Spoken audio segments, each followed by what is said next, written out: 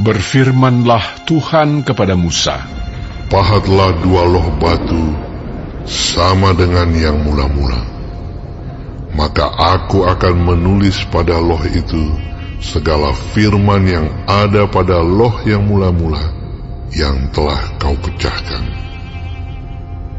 Bersiaplah menjelang pagi, dan naiklah pada waktu pagi ke atas gunung Sinai.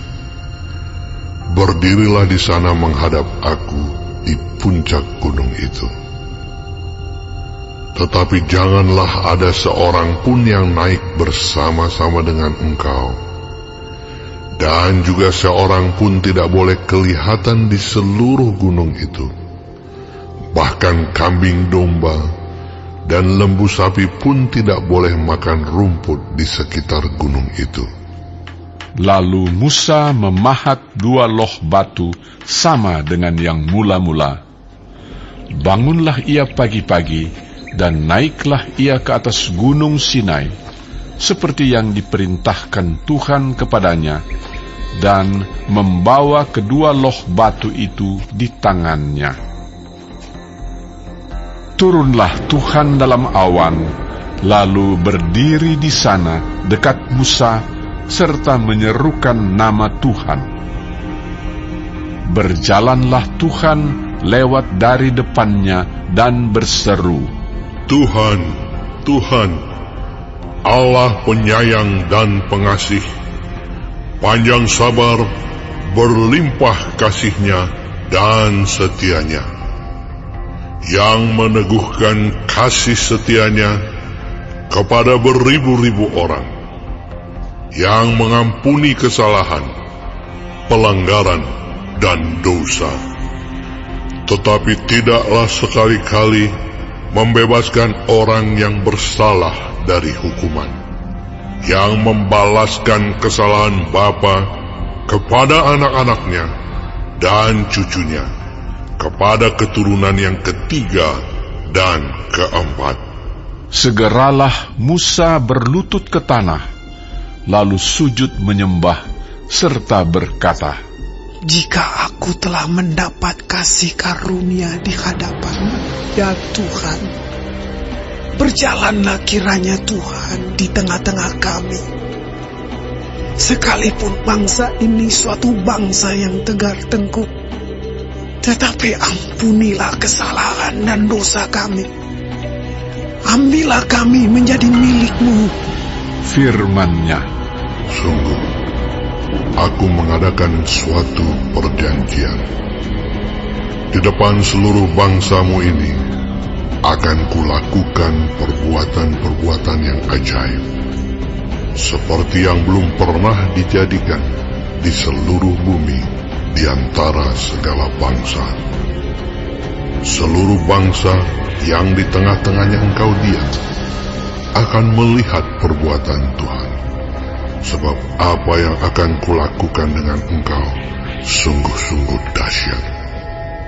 Tetapi engkau berpeganglah pada yang kuperintahkan kepadamu pada hari ini.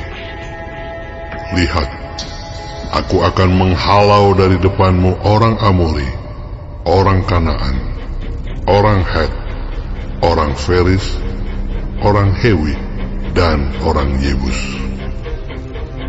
Berawas-awaslah, janganlah kau adakan perjanjian dengan penduduk negeri yang kau datangi itu, supaya jangan mereka menjadi jerat bagimu di tengah-tengahmu. Sebaliknya, mesbah-mesbah mereka haruslah kamu rubuhkan. Tugu-tugu berhala mereka kamu remukkan, dan tiang-tiang berhala mereka kamu tebang. Sebab janganlah engkau sujud menyembah kepada Allah lain, karena Tuhan, yang namanya cemburuan, adalah Allah yang cemburu. Janganlah engkau sampai mengadakan perjanjian dengan penduduk negeri itu, apabila mereka berzinah dengan mengikuti Allah mereka, dan mempersembahkan korban kepada Allah mereka. Maka mereka akan mengundang engkau dan engkau akan ikut makan korban sembelihan mereka. Apabila engkau mengambil anak-anak perempuan mereka menjadi istri anak-anakmu, dan anak-anak perempuan itu akan berzinah dengan mengikuti Allah mereka, maka mereka akan membujuk juga anak-anakmu laki-laki untuk berzinah dengan mengikuti Allah mereka. Janganlah kau buat bagimu Allah tuangan.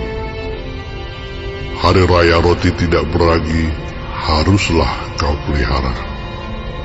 7 hari lamanya engkau harus makan roti yang tidak beragi, seperti yang kuperintahkan kepadamu pada waktu yang ditetapkan dalam bulan Abib. Sebab dalam bulan Abib itulah engkau keluar dari Mesir. Segala apa yang lahir terdahulu dari kandungan, akulah yang empunya. Juga segala ternakmu yang jantan, anak yang lahir terdahulu dari lembu atau domba. Tetapi anak yang lahir terdahulu dari keledai, haruslah kau tebus dengan seekor domba. Jika tidak kau tebus, haruslah kau patahkan batang lehernya. Setiap yang sulung dari antara anak-anakmu haruslah kau tebus, dan janganlah orang menghadap ke hadiratku dengan tangan hampa. 6 harilah lamanya engkau bekerja, tetapi pada hari yang ke-7 haruslah engkau berhenti. Dan dalam musim membajak dan musim menuai, haruslah engkau memelihara hari perhentian juga. Hari raya 7 minggu, yakni hari raya buah bungaran dari penuaian gandum, haruslah kau rayakan. Juga hari raya pengumpulan hasil pada pergantian tahun. 3 kali setahun segala orangmu yang laki-laki harus menghadap ke hadirat Tuhanmu Tuhan, Allah Israel. Sebab aku akan menghalau bangsa-bangsa dari depanmu dan meluaskan daerahmu. Dan tiada seorang pun yang akan mengingini negerimu apabila engkau pergi untuk menghadap ke hadirat Tuhan Allahmu 3 kali setahun. Janganlah darah korban sembelihan yang kepadaku kau persembahkan beserta sesuatu yang beragi. Dan janganlah ada dari korban sembelihan pada hari raya Paskah bermalam sampai pagi. Yang terbaik dari buah bungaran hasil tanahmu haruslah kau bawa ke dalam rumah Tuhan Allahmu. Janganlah engkau masak anak kambing dalam susu induknya. Berfirmanlah Tuhan kepada Musa, tuliskanlah segala firman ini, sebab berdasarkan firman ini telah kuadakan perjanjian dengan engkau dan dengan Israel. Dan Musa ada di sana bersama-sama dengan Tuhan 40 hari 40 malam lamanya, tidak makan roti dan tidak minum air. Dan ia menuliskan pada loh itu segala perkataan perjanjian, yakni ke-10 firman. Ketika Musa turun dari gunung Sinai, kedua loh hukum Allah ada di tangan Musa ketika ia turun dari gunung itu.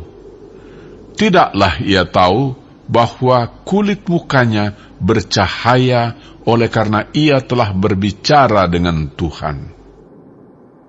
Ketika Harun dan segala orang Israel melihat Musa, tampak kulit mukanya bercahaya, maka takutlah mereka mendekati dia.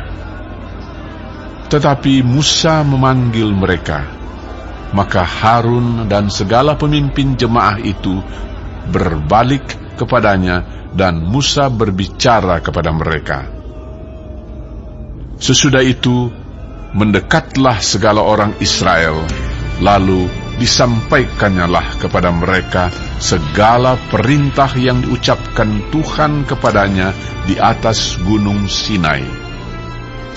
Setelah Musa selesai berbicara dengan mereka, diselubunginyalah mukanya.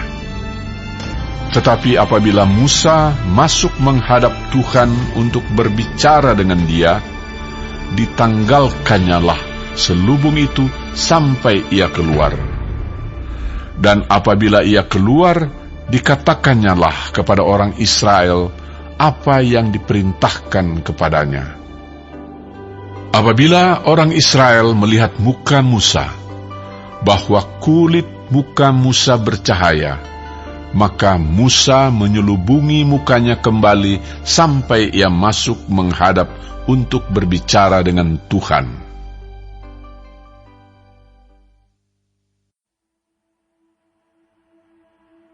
Mengapa rusuh bangsa-bangsa? Mengapa suku-suku bangsa mereka-reka perkara yang sia-sia? Raja-raja dunia bersiap-siap dan para pembesar bermufakat bersama-sama melawan Tuhan dan yang diurapinya. Marilah kita memutuskan belenggu-belenggu mereka dan membuang tali-tali mereka daripada kita. Dia yang bersemayam di surga tertawa.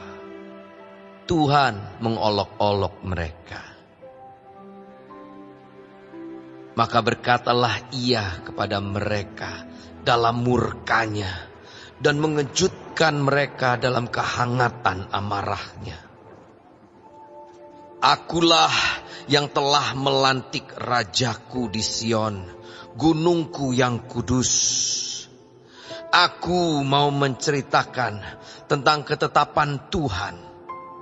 Ia berkata kepadaku, anakku engkau telah kuperanakan pada hari ini. Mintalah kepadaku, maka bangsa-bangsa akan kuberikan kepadamu menjadi milik pusakamu, dan ujung bumi menjadi kepunyaanmu.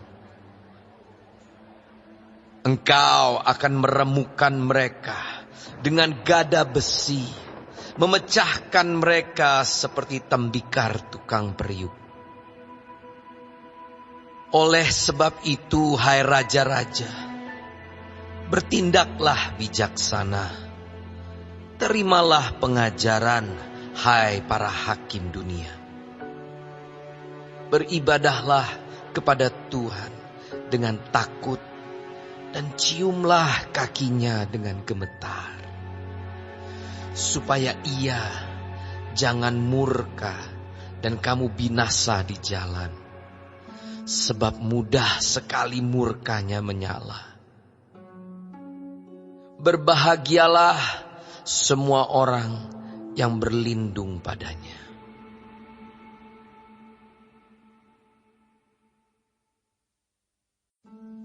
Jawaban yang lemah lembut meredakan kegeraman, tetapi perkataan yang pedas membangkitkan marah. Lidah orang bijak mengeluarkan pengetahuan, tetapi mulut orang bebal mencurahkan kebodohan. Mata Tuhan ada di segala tempat, mengawasi orang jahat dan orang baik. Lidah lembut adalah pohon kehidupan, tetapi lidah curang melukai hati. Pada suatu hari Sabat, ketika Yesus berjalan di ladang gandum, murid-muridnya memetik bulir gandum dan memakannya, sementara mereka menggisarnya dengan tangannya. Tetapi beberapa orang Farisi berkata, "Mengapa kamu berbuat sesuatu yang tidak diperbolehkan pada hari Sabat?" Lalu Yesus menjawab mereka, "Tidakkah kamu baca apa yang dilakukan oleh Daud ketika ia dan mereka yang mengikutinya lapar? Bagaimana ia masuk ke dalam rumah Allah dan mengambil roti sajian, lalu memakannya dan memberikannya kepada pengikut-pengikutnya? Padahal roti itu tidak boleh dimakan kecuali oleh imam-imam. Kata Yesus lagi kepada mereka, Anak manusia adalah Tuhan atas hari Sabat.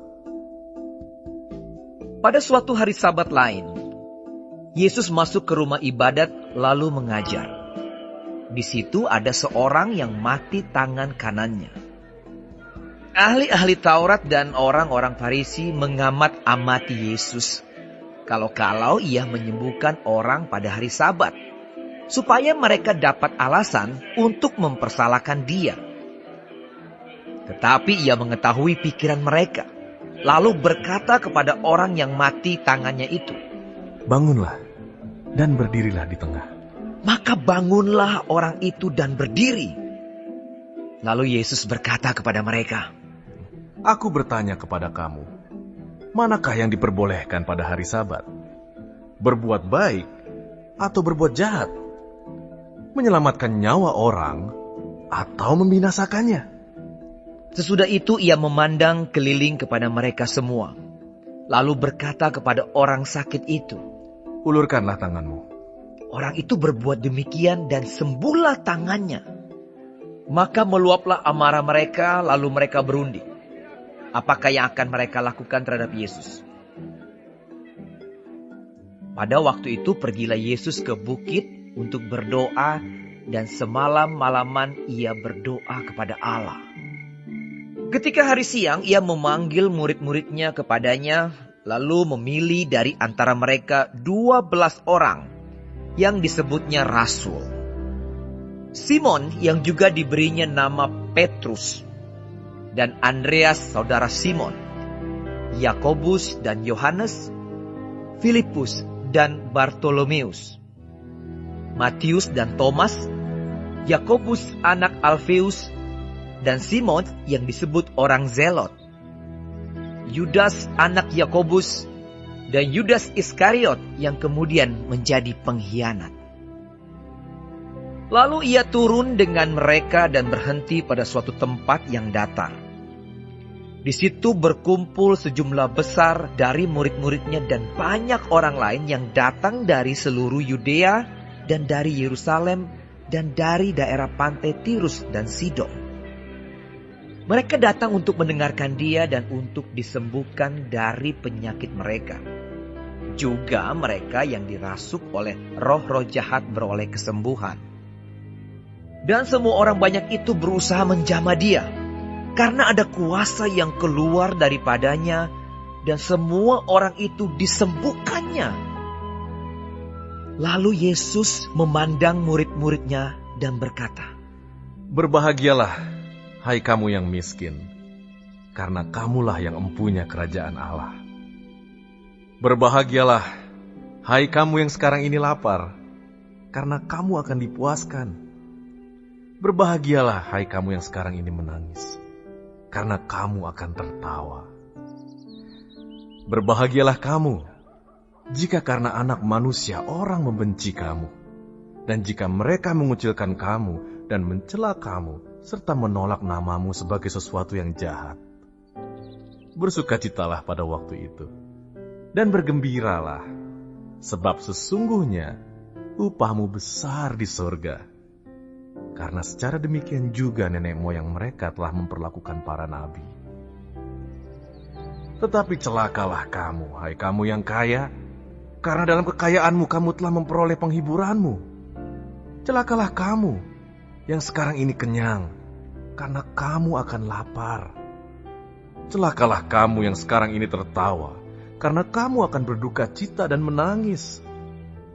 Celakalah kamu jika semua orang memuji kamu, karena secara demikian juga nenek moyang mereka telah memperlakukan nabi-nabi palsu.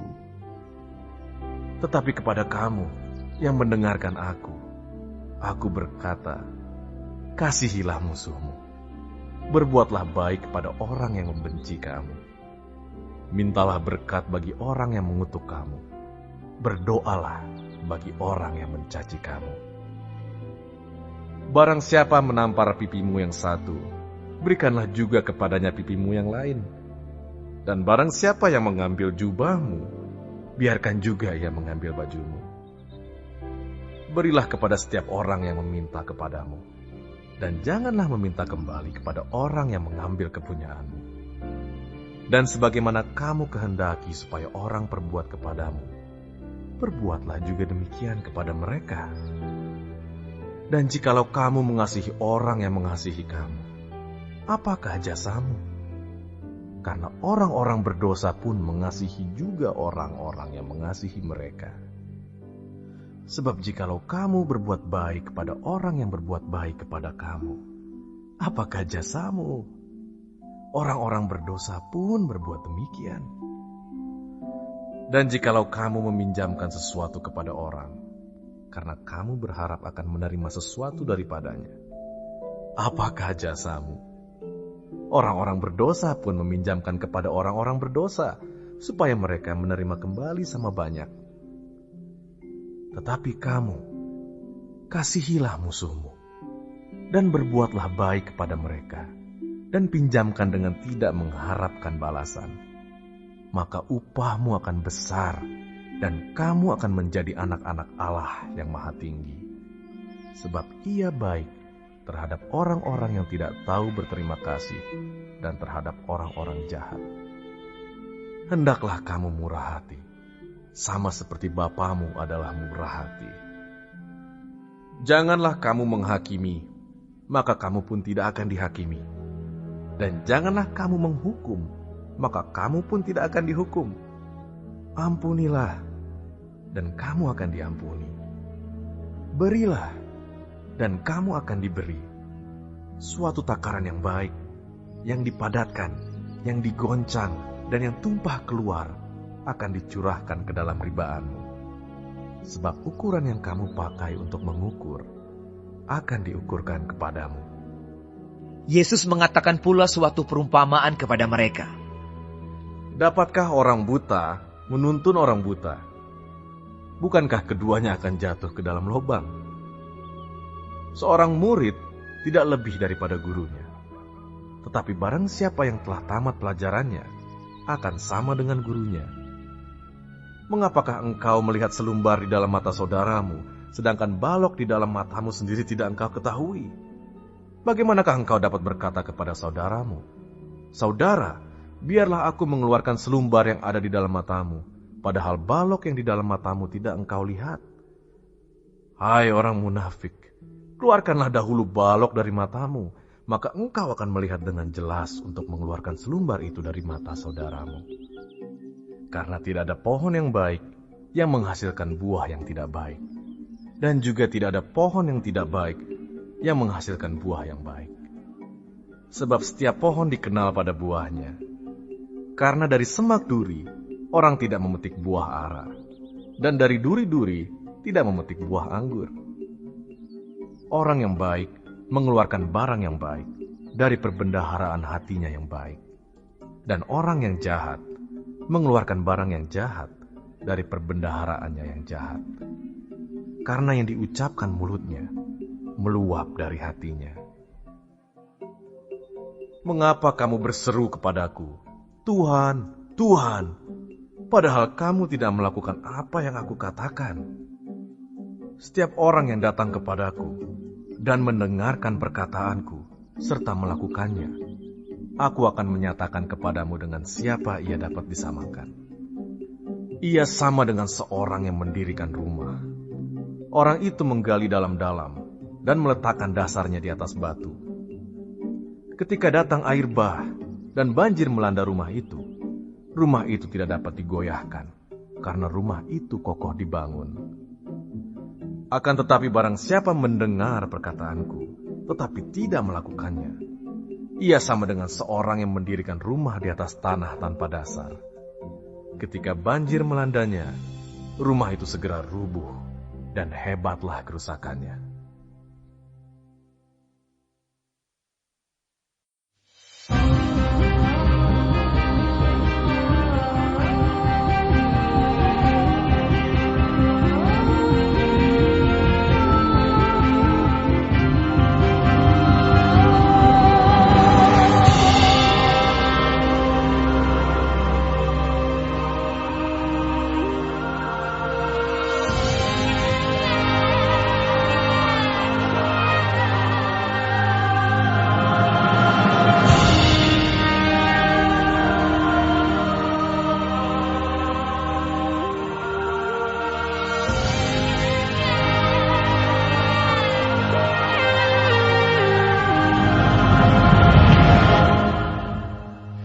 Kitab Ibrani.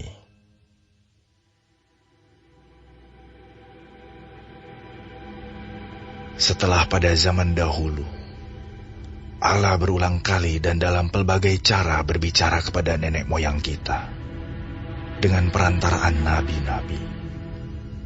Maka pada zaman akhir ini, Ia telah berbicara kepada kita dengan perantaraan anaknya, yang telah Ia tetapkan sebagai yang berhak menerima segala yang ada. Oleh Dia, Allah telah menjadikan alam semesta. Ia adalah cahaya kemuliaan Allah dan gambar wujud Allah, dan menopang segala yang ada dengan firman-Nya yang penuh kekuasaan.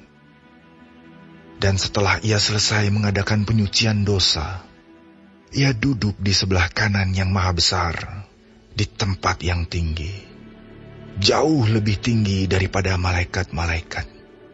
Sama seperti nama yang dikaruniakan kepadanya, jauh lebih indah daripada nama mereka. Karena kepada siapakah di antara malaikat-malaikat itu pernah Ia katakan, "Anakku engkau telah kuperanakan pada hari ini, dan aku akan menjadi bapanya, dan ia akan menjadi anakku." Dan ketika Ia membawa pula anaknya yang sulung ke dunia, Ia berkata, "Semua malaikat Allah harus menyembah Dia." Dan tentang malaikat-malaikat Ia berkata, "Yang membuat malaikat-malaikatnya menjadi badai, dan pelayan-pelayannya menjadi nyala api." Tetapi tentang anak Ia berkata, "Tahtamu ya Allah, tetap untuk seterusnya dan selamanya, dan tongkat kerajaan-Mu adalah tongkat kebenaran. Engkau mencintai keadilan dan membenci kefasikan. Sebab itu Allah-Mu telah mengurapi engkau dengan minyak sebagai tanda kesukaan, melebihi teman-teman sekutumu. Dan pada mulanya ya Tuhan, Engkau telah meletakkan dasar bumi, dan langit adalah buatan tangan-Mu. Semuanya itu akan binasa, tetapi Engkau tetap ada, dan semuanya itu akan menjadi usang seperti pakaian. Seperti jubah akan Engkau gulungkan mereka, dan seperti persalinan mereka akan diubah. Tetapi Engkau tetap sama, dan tahun-tahun-Mu tidak berkesudahan. Dan kepada siapakah di antara malaikat itu pernah Ia berkata, 'Duduklah di sebelah kananku, sampai kubuat musuh-musuhmu menjadi tumpuan kakimu'? Bukankah mereka semua adalah roh-roh yang melayani, yang diutus untuk melayani mereka yang harus memperoleh keselamatan?